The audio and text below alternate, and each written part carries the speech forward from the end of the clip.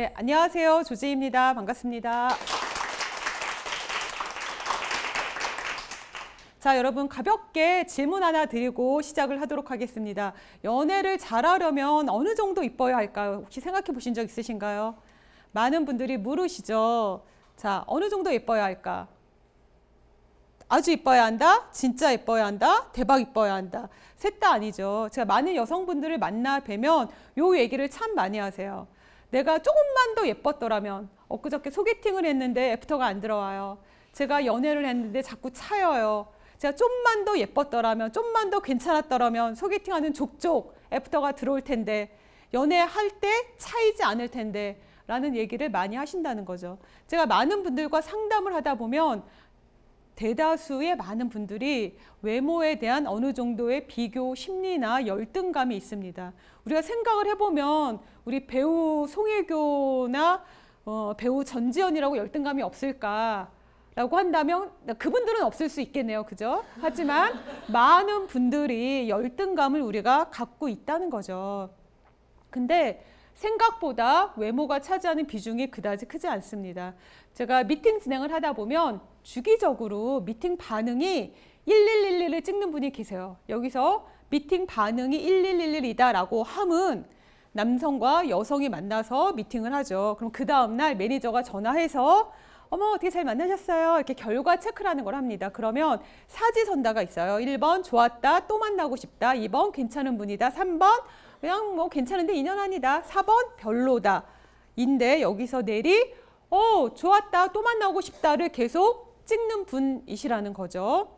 그래서 이분들을 보면 그분이 특히나 여자일 경우에는 매니저들도 너무 궁금한 거죠. 이분이 도대체 얼마나 예쁘길래 도대체 이렇게 인기가 많은 거야? 이런 생각들을 하죠. 근데 저희가 회원이 한 몇만 명이 되기 때문에 모든 매니저가 모든 회원을 볼 수가 없어요. 그래서 그 이쁜 여성분을 담당하고 있는 매니저 옆구리를 쿡쿡 찔러서 저분 좀 오시라고 해봐. 이렇게 좀 소환 요청을 하는 거죠. 그러면 이제 그런 분들이 가끔씩 오세요. 그럼 저희는 이제 신나서 구경하러 올라가는 거죠. 그렇게 해서 얼굴을 보는데 생각보다 그렇게 이쁘지 않다는 거죠. 물론 기본적으로 이뻐요. 이쁜데 우리가 생각하는 것만큼 그렇게 이쁘지 않다는 거죠. 대충 느낌이 어떤 거냐면 약간 얼굴이 동글동글한 인상을 또 남자분들이 되게 좋아하세요. 동글동글하면서 모난 데 없고 좀 비율이 좋고 균형감 있는 스타일인 거죠. 근데 이분들이 뭐가 좋냐면 상대의 경계를 허무는 재주가 있는 거죠. 이게 뭐다? 되게 잘 들어주고 잘 웃고 그리고 상대가 관심 있어 할 만한 것에 대한 질문을 되게 콕콕 잘 찌른다는 거죠. 내가 하고 싶은 얘기가 아니라 상대가 하고 싶은 얘기에 관한 질문을 적재적소에 잘 던지세요. 그러면 듣는 남자분은 막 신나서 얘기하죠. 막 군대 얘기 막 신나서 하고 군대에서 축구한 얘기 막 하고 막 이래. 듣는 여자는 괴로운데 본인은 되게 재밌게 하시고 그럼 그 다음날 매니저한테 여자분 너무 괜찮다고 막 이렇게 얘기하죠. 남자분들은 자기가 얘기를 되게 많이 하면 되게 잘 통했다고 생각해요. 우리 너무 잘 통했고요. 우리 되게 교감이 잘 되고요. 막 이러는 거죠. 또 이분들이 뭐가 좋냐면 마지막으로 되게 내려는 제스처를 되게 잘 취한다는 거죠. 우리 곳간에서 인심 나죠. 밥 먹고 커피 마시고 결제할 때 제가 낼게요. 혹은 뭐 제가 내겠어요. 뭐 이렇게 해요. 여자분들이. 그러면 첫 만남에 우리 남자분들이 내세요. 이러나요? 아니죠. 제가 내겠습니다. 이렇게 멋있게 딱 이러잖아요. 근데 여자분들이 그렇게 하는 그런 것들을 되게 이뻐한다는 거죠. 생각해보면 그렇게 중요하지 않다. 우리 연환월 연시열 많이 얘기하죠. 연애의 완성은 얼굴, 연애의 시작도 얼굴 이렇게 얘기를 하는데 그렇지 않다라는 거죠. 그러면 뭐가 중요하냐는 거죠. 연애할 때 뭐가 중요할까? 그죠? 우리가 연애를 잘한다가 뭔지에 대한 생각을 한번 해봐야 된다는 거죠. 연애를 잘한다가 어떤 걸 의미를 할까? 여러 가지 생각이 나죠. 혹시 주변에 연애를 잘하는 친구 계세요? 그냥 끊임없이 하는 사람 있어요? 끊임없이? 있어요? 연애를 잘한다라고 하는 거를 한 2가지 정도로 우리가 생각을 해볼 수가 있어요. 연애를 자주 한다. 이번 달에 만나는 사람 다르고 다음 달에 만나는 사람 다르고 다다음 달에 만나는 사람 다를 것이고 굉장히 다양한 사람과 버라이어티한 연애를 하는 사람은 우리는 너 연애 잘한다 이럴 수도 있어요. 그죠? 그리고 또 뭐가 있다? 되게 행복한 연애를 하는 사람들이 있죠. 만났을 때 서로 정서적으로 지지를 해주면서 관계의 만족도가 높고 서로의 어떤 삶의 힘든 구비구비에 위로가 되고 위안이 되는 그런 연애를 하는 사람들을 또 우리는 연애를 잘한다라고 얘기를 하는 거죠. 사람에 따라서 물론 전자의 연애를 지향하는 분들도 계세요. 그죠? 당연히 있을 수 있어요. 하지만 많은 분들은 어떻다? 후자의 연애를 많이 지향하시죠. 행복한 연애를 하고 싶어 한다는 거죠. 그럼 우리가 행복한 연애를 하기 위해서 어떤 점이 중요할까? 아주 많죠. 아주 많지만 여기서 딱 3가지 정도만 얘기를 해보도록 하겠습니다. 첫 번째, 뭐가 중요하다? 이 얘기 여러분 굉장히 많이 들으시죠. 근데 우리가 열등감을 한번 생각을 해볼 때 내가 키가 작은 걸 알아. 내가 못생겼어. 못생긴 걸 알아. 그거는 열등한 게 아니죠. 그냥 팩트야. 사실이야. 사실인데 내가 못생겼는데 너무 못생겨가지고 사람들 앞에 나서기가 너무 부끄러워. 내가 키가 작아서 뭐 어쩔 바를 모르겠어. 여자들 앞에 나설 수가 없어. 이러면 이건 열등감인 거죠. 자존감을 한번 생각해 볼까요? 우리가 흔히 생각할 때 되게 조건 좋고 스펙 좋고 잘생기고 멋있고 아름다우면 자존감이 높을 거라 생각을 해요. 물론 확률상 그러기가 쉽지만 제가 노블레스 오블리주를 거의 10년을 했어요. 근데 얼마나 조건 좋은 분들이 많았겠어요. 그죠? 서울연고대는 뭐 우스워요. 되게 세계 유수의 대학을 나온 뭐 여러 가지 전문직을 갖고 계신 분들이 그렇다고 해서 자존감이 높냐라고 하면 그렇지 않다라는 거죠. 제가 얼마 전에 부산에 강의를 갔는데요. 강의에 되게 반가운 분이 오셨어요. 어떤 분이냐면 처음에 부산에 강의 갔을 때 제 강의 끝나고 상담을 할 수 있냐라고 이제 오신 여성분이신데 1시간 반을 상담을 했는데 1시간을 제 손을 부여잡고 우신 거죠. 어떤 얘기냐 한즉슨 이 여성분이 태어났을 때 엄마 아빠 사이가 극도로 안 좋았던 때였대요. 그래서 엄마는 자기를 거의 케어 안 하고 계속 자라날 동안 아빠는 뭐 있으나마나한 존재로 왔다 갔다 하셨던 것 같아요. 나중에 이제 엄마한테 들어보니 엄마도 그러다 보니 이제 마음의 우울증도 오셔서 얘만 보면 내가 너만 아니었으면 죽었을 텐데 내가 너만 아니었으면 이혼했을 텐데라는 말을 입에 달고 엄마가 사신 거죠. 자기 존재에 대한 부정을 처음부터 겪으신 거죠. 그러다가 어째저째 해서 동생이 태어났어요. 동생이 태어났는데 동생이 태어나서 그런지 아빠가 좀 철이 드시더라는 거죠. 그래서 집안에 관심을 갖고 부부 사이가 엄마 아빠 사이가 좀 좋아지셨대요. 근데 문제는 동생이 너무 예뻐. 문제는 이 언니한테 문제겠죠. 부모님은 너무 좋겠죠. 예쁜 딸이 태어났으니까. 둘이 같이 가면 사람들이 다 야, 너 진짜 너무 예쁘다. 어쩜 이렇게 예쁘니? 동생한테만 이제 주목을 하더라는 거죠. 그리고 결정타로 중학교 2학년 오빠가 사촌 오빠가 놀러 왔는데 동생하고 재밌게 막 놀더라는 거죠. 그래서 오빠 나도 같이 놀아 이렇게 했더니 오빠가 야, 넌 재수없어. 저리 가 꺼져. 넌 못생겨서 싫어. 이렇게 얘기를 한 게 이 사람 마음에 박히면서 나는 못생겨서 재수 없는 애가 이분의 정체성으로 되어 있었던 거죠. 그러다가 좀 시간 지나서 공부를 어떻게 뭐 했는데 우연히 성적이 너무 잘 나온 거라. 그러니까 엄마가 처음으로 자기를 보고 환하게 웃어주더래요. 그걸 보고서 이분이 어떻게 했겠어요? 죽어라 공부했겠죠. 죽어라 공부해서 의사가 됐어요. 의대를 갔는데 자기 동생은 예뻐서 그런지 공부를 안 하더라는 거죠. 공부를 안 하고 이렇게 놀더니 연애를 막 열심히 하더래요. 근데 이분도 내면에 이제 연애 우리 하고 싶잖아요. 우리 대학 가면 생겨요 하지만 대학 가면 생겨요? 안 생겨요. 대학 갔는데 이분이 안 생긴 게 내 외모 때문에 안 생기는구나. 얼마나 자책을 했겠어요. 근데 자존심은 있는지라 내색을 못하고 나는 그런 거 관심 없어 이러면서 열심히 공부만 했다는 거죠. 근데 이제 연애를 한 동생은 드디어 자기보다 먼저 결혼을 하게 됐는데 결혼식장에 갔는데 사람들이 이제 막 둘셋 막 이렇게 있는데 자기가 딱 보니 다 이렇게 말하는 것 같더라는 거예요. 저 집은 역시 동생이 이쁘니까 동생이 먼저 결혼한다니까 막 이런 얘기를 하는 것 같은 착각을 이분이 한 거죠. 그러면서 너무 괴로워서 이제 성형을 이분이 눈도 하고 코도 하고 입도 하고 뭐 이렇게 할 수 있는 데는 다 하셨다고 해요. 다 했는데 그럼에도 불구하고 별로 좋아진 것 같지 않더라. 근데 어느 날 원데이 이제 학회를 갔어요. 갔는데 이제 괜찮은 남성분이 이분한테 이분에 또 관심이 있어서 이제 자꾸 이렇게 하다가 두 분이 이제 사귀시게 된 거예요. 근데 이분 말씀이 여자분 말씀이 처음에는 이런 어떤 대낮에 만나지도 않았고 우리 형광등 밝은 조명에서는 만나지도 않았다는 거죠. 우리 이런 약간 어슴푸레한 조명, 우리 이런 거 되게 좋아하잖아, 그죠? 호텔 조명 이런 데서만 이제 남자를 만났다는 거죠. 그만큼 얼굴에 자신이 없으셨던 거예요. 근데 만났는데 이 남자분이 꾸준히 하시는 얘기가, 야, 너는 정말 어쩜 그렇게 눈이 예쁘니? 어머, 눈에 보석이 박혀 있는 것 같아. 막 이런 얘기를 남자분이 이런 얘기 잘 안 하시잖아요, 그죠? 근데 그 얘기를 정말 천연덕스럽게 아무렇지도 않게 막 계속 하시더라는 거죠, 이 남자분이. 그리고 너는 세상에 공부도 잘해서 의사가 된 애가 어쩜 이렇게 말도 사근사근 잘해? 막 이런 얘기를 막 계속 이제 하시더라는 거죠. 근데 처음에는 여자분이 이제 귀등에도 안 들렸대요. 근데 자꾸 시간이 지나다 보니 자꾸 하는 얘기가 진짜 그런가? 내가 그런가? 이런 생각이 들더라는 거죠. 근데 또 이제 무슨 일이 있었냐면 병원에서 되게 실력 있는 의사, 환자들한테 인기 많은 의사로 이분이 딱 뽑히신 거예요. 그러니까 일에 또 인정을 받고 보니까 나한테 이런 면도 있구나. 나는 사람들한테 사랑을 받지 않는 게 아니었구나라는 생각을 그때 처음 하셨더라는 거죠. 처음에 부산에서 봤을 때는 얼굴이 시커멓죽죽했거든요. 근데 얼마 전에 제가 부산에 갔을 때 얼굴이 환해져가지고 결혼한다고 이제 그 얘기를 하러 오셨다는 거죠. 그러니까 우리가 생각을 해볼 때 이 마음의 어떤 자존감, 열등감이라고 하는 거는 조건과는 하등 상관이 없다라는 거죠. 조건은 그죠? 관점의 차이일 뿐이다. 여러분 손 이렇게 한번 해보실래요?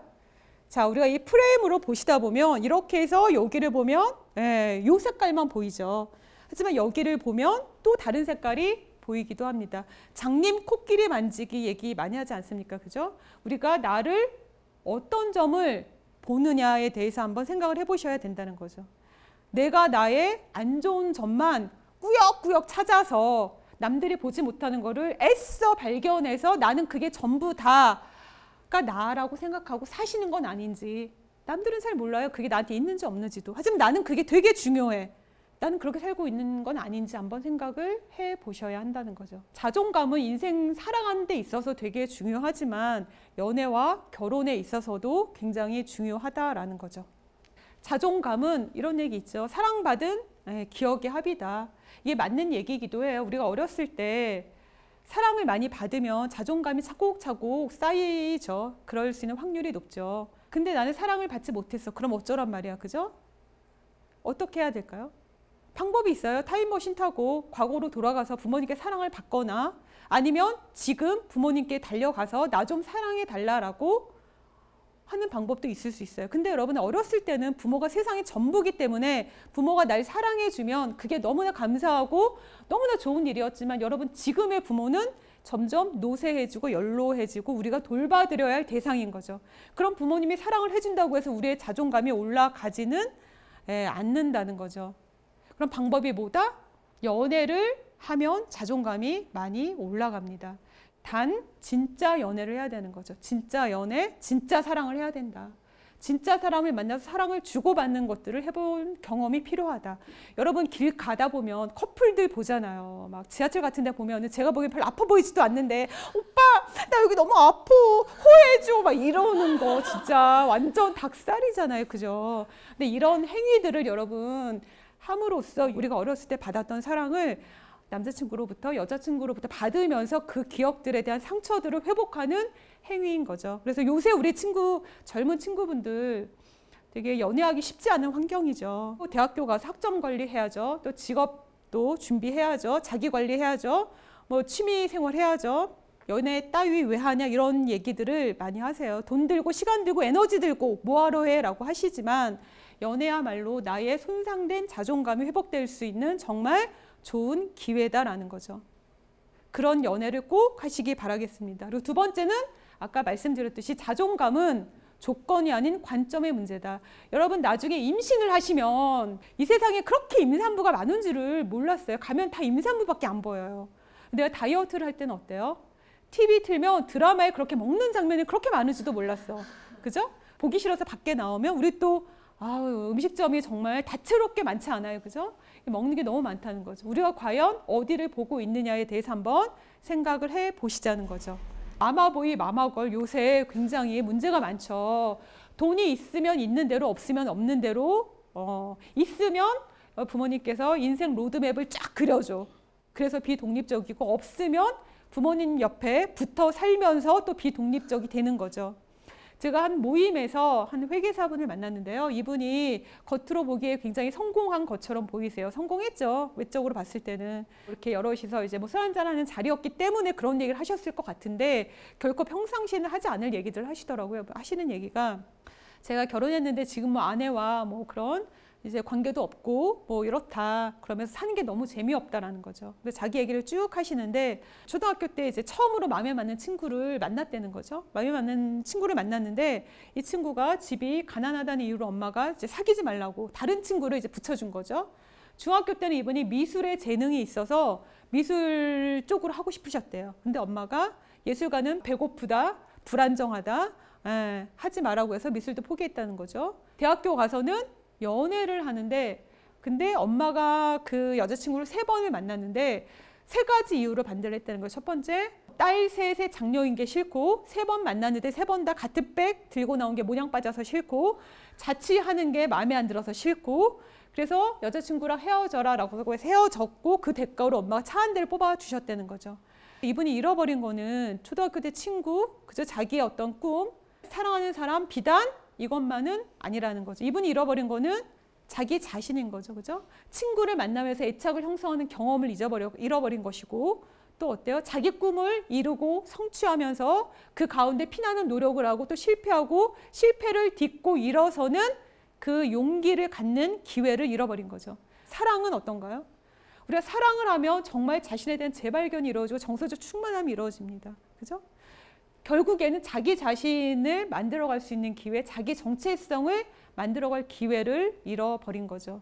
마마보이, 마마걸은 정말 피해야 된다. 특히 요새 같은 경우 마마걸이 참 많죠. 엄마와 정서적으로 굉장히 엮여있는 분들이 참 많습니다. 제가 일부에서 말씀드린 피아노 전공하셨던 그분 같은 경우도 엄마와 정서적으로 독립이 되어 있지 않은 거죠. 그죠? 우리 자크라강 얘기 있지 않습니까? 욕망, 타인의 욕망을 욕망한다. 엄마가 원하는 의사가 되고 싶은 그 욕망을 욕망해서 자기 욕망이 없는 거거든요. 우리가 독립적이 되지 않으면 삶에 있어서 결국에는 물음표인 거죠. 내가 왜 살았을까? 죽기 전에. 내가 지금까지 뭐 했을까? 이 물음표를 할 수밖에 없다라는 거죠. 그래서 독립적인 것은 굉장히 중요하다. 정서적, 경제적, 물질적, 물리적 독립을 해야 된다라는 얘기. 또 3번째, 정서적 안정감이 있는가 되게 중요하죠. 우리가 연애를 하고 결혼을 하는 게 국가의 중차대한 일을 결정하는 게 아니죠. 우리가 북핵 쏘고 뭐 이런 얘기하는 게 아니잖아요. 그죠? 연애와 결혼이 뭐예요? 그냥 일상을 공유하는 거예요. 같이 살아가고 삶을 나누고 뭐 이런 것들인 거죠. 근데 약간 감정의 진폭이 있는 분들이 있어요. 그죠? 뭐 친구 만난다고 그래가지고 그래도 집에 들어가기 전에 전화라고 그랬는데 왜 전화 안 해? 막 이렇게 하는 얘기를 우리 늘상 하는 얘기들이잖아요. 그죠? 근데 사실 요런 얘기들이 오빠가 잘못했어도 처음에 시작이 비난으로 들으면 오빠 얘기가 좋게 나오지 않죠. 가령 또 하나의 예를 한번 들어보면 오빠가 얘기했어요. 영미야, 이번 주 오빠가 너무 피곤하니까 조금 쉬고 다음 주에 만날까? 그러면 어떻게 해요? 영미가 집에 가서 막 생각을 하는 거죠. 오빠가 지난번에 만났을 때 지갑 내는 속도도 좀 늦어졌고 옛날에는 집 앞까지 바래다 줬는데 지난번에는 또 지하철역까지만 바래다 주고 뭔가 심상치가 않은 것 같아요. 조짐이 보여. 그래서 오빠한테 카톡을 보낸 거죠. 오빠 뭐 요새 뭐 무슨 뭐 다른 데 관심 있는 거 생겼어? 근데 오빠가 또 그날따라 또 바빠가지고 답이 없어. 근데 바쁜데 봤는데 카톡은 확인해서 일은 없어졌는데 답이 계속 없는 거야. 도대체가 뭔 일이야? 분명히 마음이 떠났어. 딴 년이 생긴 거야. 막 이렇게 생각을 하는 거죠. 그러다가 갑자기 안 되겠어 이러면서 우리 그만 만나. 오빠가 이제 일 다 끝난 날 갑자기 딱 봤더니 자기 혼자 막 이러면서 끝내 이런 뜬금포 이별 통보를 받은 거죠. 이렇게 약간 감정이 왔다 갔다 하는 경우가 있고 또 이제 어떤 분 같은 경우 얘기를 할 때 갑자기 다혈질로 화내는 경우가 있어요. 정말 막 얘기를 하다가 그거 아니야 이러면서 자기는 막 뒤끝없다고 해. 하지만 주변 사람들은 다 이미 상처받았어. 이럴 경우에 우리가 일상을 함께하는 거기 때문에 그런 분들과 같이 있을 경우에 일상의 어떤 평안함, 일상의 행복, 자잘한 행복, 소소한 행복을 같이 하기가 쉽지 않다라는 거죠. 그래서 정서적 안정감을 가질 필요가 있다. 또 어떤 분들 같은 경우 우울한 분들이 좀 있을 수 있어요. 우울하거나 좀 가라앉거나 이런 경우 있는데 또 이런 분들한테 호감을 느끼는 여성분이 또 있어요. 제가 아는 분 같은 경우는 대학생 때부터 교제를 해서 7년을 사귀었어요. 그래서 이제 결혼 날짜를 받아놨어. 근데 이 여성분 마음속에 뭐가 있어요? 나도 정말 불꽃 같은 연애를 한번 해보고 싶은데 하는 미련이 마음속에 있는 거죠. 드라마 보면 우리 막 죽을 똥 살 똥 연애하는, 그러다가 막 죽기도 하잖아요. 그죠? 죽고 싶지는 않지만 그런 뜨거운 연애를 하고 싶은 마음이 있는 거야, 이분한테는. 그러던 찰나 이제 어디 모임에 갔는데 저 구석에서 뭔가 우울한 아우라를 풍기며 남자가 이렇게 와인을 탁 먹고 있는 걸 보니 그림 같은 형상이 뭔가 사연도 있는 것 같고 뭔가 멋있는 것도 같고 이런 생각이 확 온 거죠. 그래서 그분과 연애를 했어요, 이분이. 그래서 파혼을 하시고 결혼을 안 하고 이분과 정말 급속도로 사귀다가 석 달 만에 결혼을 하신 거죠. 그렇게 결혼하셨다고 어떻게 됐겠어요? 1년도 못 살고 이혼을 하셨어요. 이분이 생각했던 거는 내가 저 사람을 조금 변화시킬 수 있겠다. 우리는 약간 구원자적인 욕구가 좀 있는 것 같아요. 우리 내면에는 약간 저 사람 변화시킬 수 있겠다라고 생각을 하는데 결국 사람이 자기 스스로 변하고자 하는 의지가 없으면 변할 수 없죠. 정신과 의사들이 하는 얘기입니다. 자기 스스로 변화의 의지가 없는 한 아무 누구도 도울 수 없다는 거죠. 의사조차도 도울 수 없다는 거죠. 혹시 여러분들 가운데 내가 조금 불행한 마음이 좀 부정적인 생각이 자주 든다라고 하면 그걸 한번 생각해 보실 필요가 있어요. 첫 번째, 오늘 겪은 사건. 지하철이 내 앞에서만 빨리 간다. 신호가 내 앞에서만 자꾸 변한다. 그럴 때 내가 드는 생각. 버림받은 것 같다.